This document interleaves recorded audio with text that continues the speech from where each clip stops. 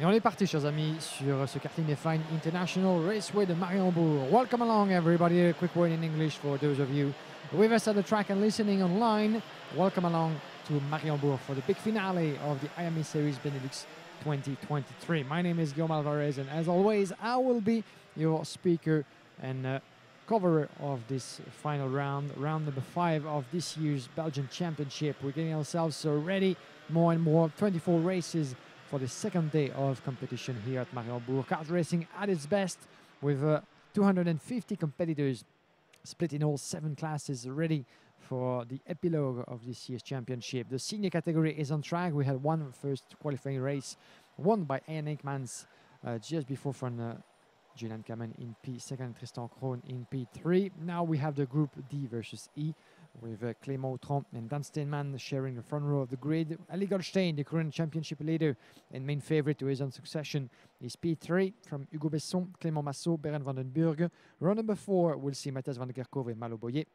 From François Delati, Nicolas Simic, Annabelle Briand, Gaël de Brabander, Mathieu van der Kerkhove, Delano Wellens, Victor Kulmala, Alex Moore. Row number 9, Justin Labranche, Chester Kiefer, Kodai Yoshida, Rimmer Blanc, Xilan Bon, Jet van Malderen, Kevin Bakker et Max Storm. 24 drivers in total, ready to get going for 10 minutes and 1 lap.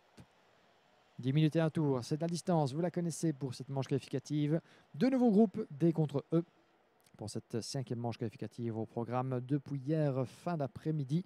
Il y en aura encore donc une prochaine juste après entre les groupes B, F en senior. Et puis nous passons du côté des juniors avant de revenir vers les seniors pour 3 nouvelles manches et le break de midi. Et un programme qui s'annonce tout aussi copieux pour l'après-midi. La formation de la grille me semble correcte. Les feux s'éteignent. On est parti. Excellent envol de la part de Clément Autran, notre poleman sur les couleurs VDK Racing, qui s'élance comme un seul homme et qui emmène tout le peloton dans la première section du premier secteur. Gare évidemment aux différents freinages. Virage 1, virage 2.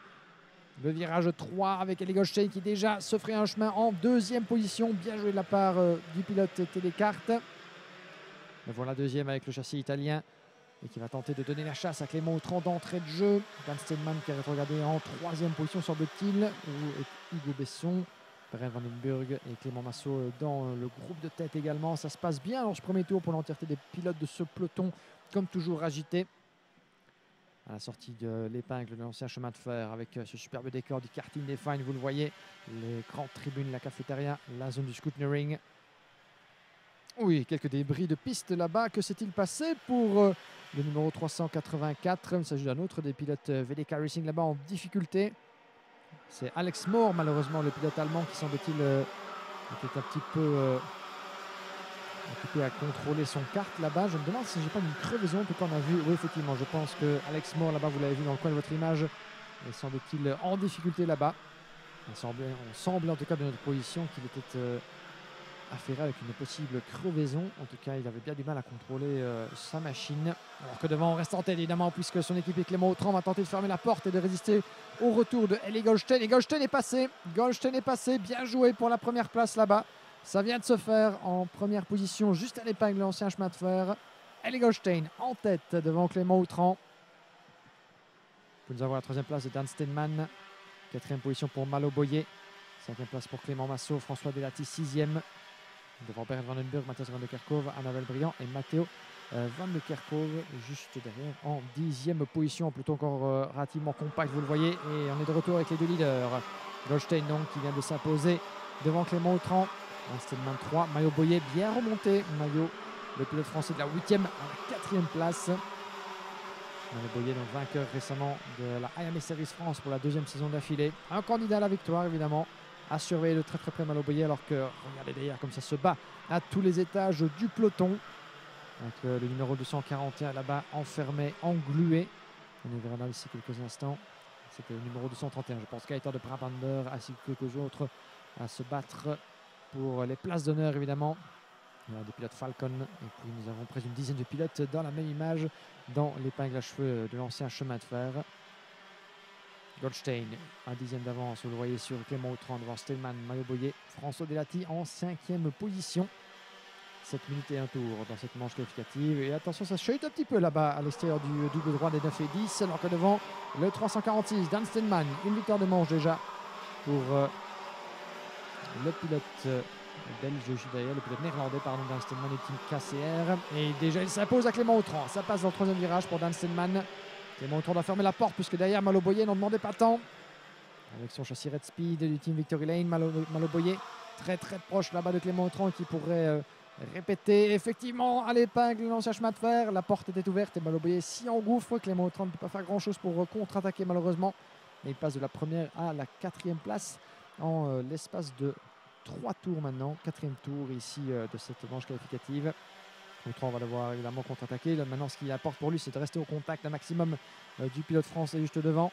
Tenter de lui rendre la monnaie de sa pièce. Mais pendant ce temps-là, Malo Boyer qui semble sur un très bon rythme en ce début d'épreuve.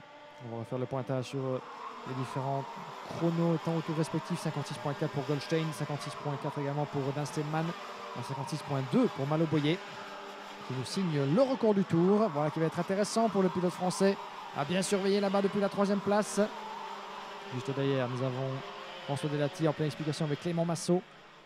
Floppé le pilote français dans le top 5 là-bas. Malo Boyer qui se rapproche de Dan Stenman. La bagarre promet être intéressante. Et le voilà qui prend l'avantage. Juste dans l'épingle. Bien joué de la part de Malo. Malo Boyer en deuxième position. Ça pourrait être l'opportunité pour Clément Autran d'aller ravir la troisième place des mains de Dan Stenman. Un petit peu englué là-bas. Pris en tenaille par ces deux adversaires français. Stenman qui résiste tant bien que mal dans le dernier virage. En dévers, en descente, juste avant l'entrée de la pit lane. Là-bas où, en cas de conditions glissantes, eh bien, plus d'un pilote s'est déjà fait piéger. Il n'en est rien pour l'instant. Pendant ce temps-là, Eli Goldstein qui creuse son écart tour après tour. 56.2 pour le pilote belge. Plus de 6 dixièmes d'avance pour celui qui n'a pas encore gagné de manche à ce stade du week-end. Et la bataille qui fait toujours rage entre Boyer et Stenman. Le Néerlandais n'a pas dit son dernier mot. Évidemment, il s'accroche tant bien que mal au pilote Victory Lane.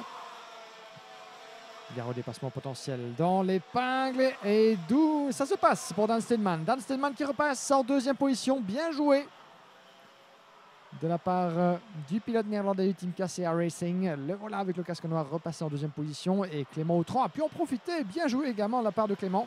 Le voilà repassé troisième. Malo Boyer qui semble avoir été pris un petit peu en tenaille. Il a été pris par surprise certainement à la sortie de l'épingle puisqu'il a perdu 2 positions dans l'aventure. Et regardez également, il a perdu pas mal de terrain le pilote Victory Lane, j'en ai bien peur. Et il se retrouve sous la menace de François Delati juste derrière.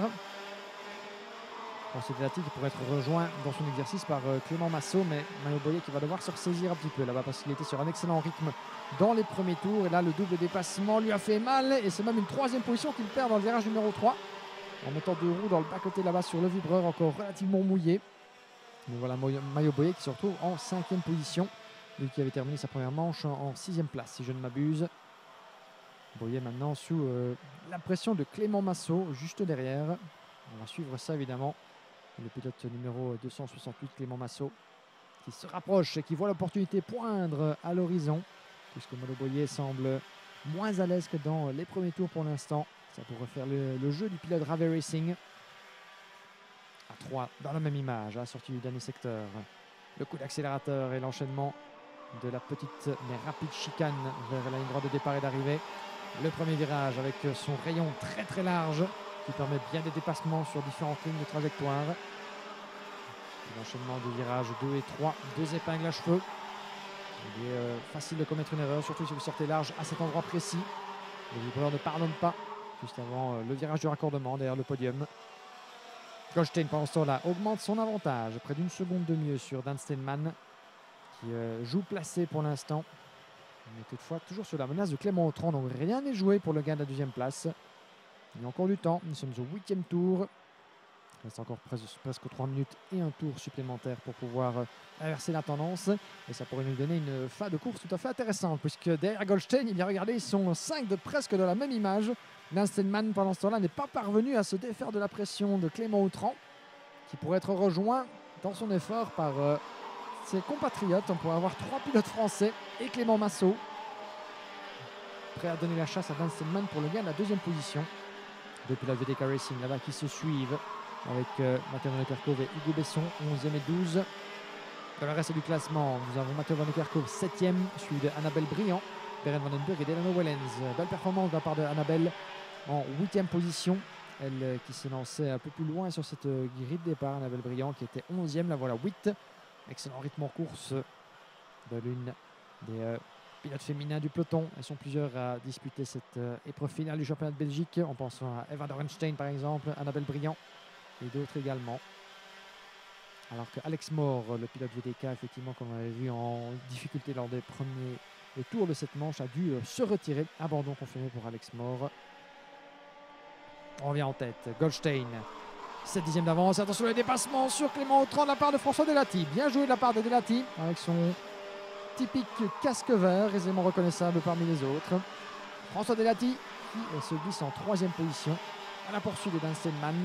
Et pendant cela, Steinman qui était sous le couvert d'une possible attaque de la part de Clément Autran est parvenu à se mettre un peu à l'abri. 7 dixièmes d'avance désormais pour le pilote néerlandais en 2e place.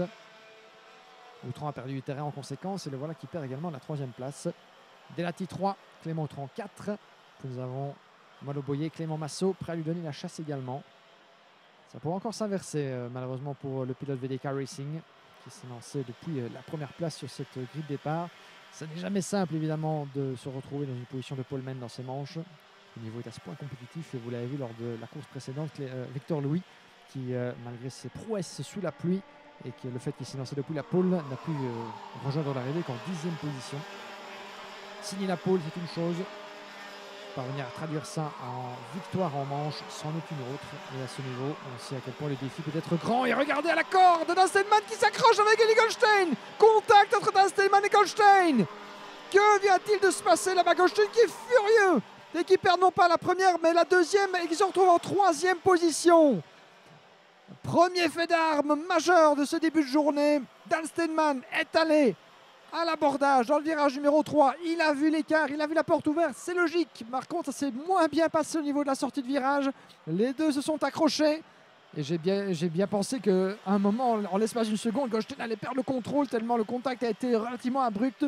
C'était court, mais sans mal. Ils sont parvenus à continuer. Steinman est parvenu à conserver la première place, mais Goldstein n'a rien pu faire pour empêcher François Delati de passer en 2e position. On est dans le dernier tour. Steinman en tête, Delati 2e de manière totalement inespérée après cet accrochage au tour précédent. Clément Autran 4 sous la pression de Mayo Boyer. Ça pourrait encore bouger entre ces deux-là.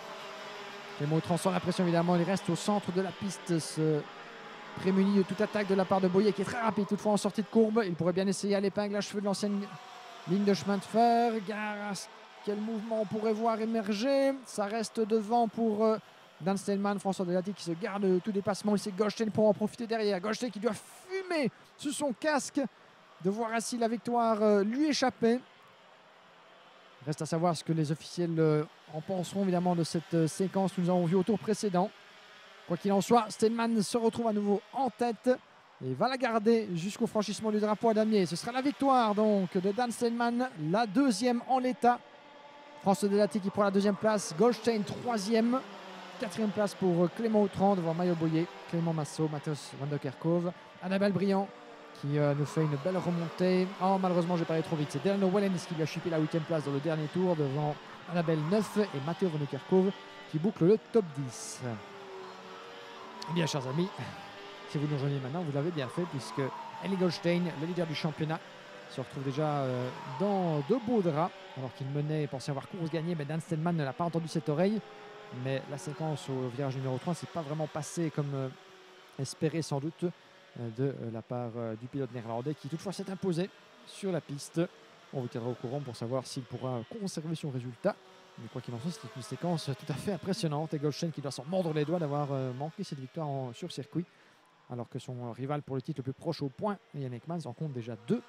Goldstein va devoir donc resserrer quelques boulons, mais on verra ce qui sera discuté, on verra ce qui sera décidé en coulisses. Mais quoi qu'il en soit, en piste, c'est la victoire pour Dan Steinman devant François Delati et Eli Goldstein. Et le reste de votre classement, le top 10, on l'a déjà dit, 11e place pour Behrend van den Burg, suivi de Hugo Besson, Rimmer Blanc, Kodai Yoshida, Victor Koulmala, Chester Kiefer, Gaëtan de Brabander, Nicolas Simic, Kilian Bohn, Jetten van Malderen 20e, suivi de Max Storm, Justin Labranche, Kevin Baker et un seul abandon dans cette manche qualificative, celui de Alex Moore.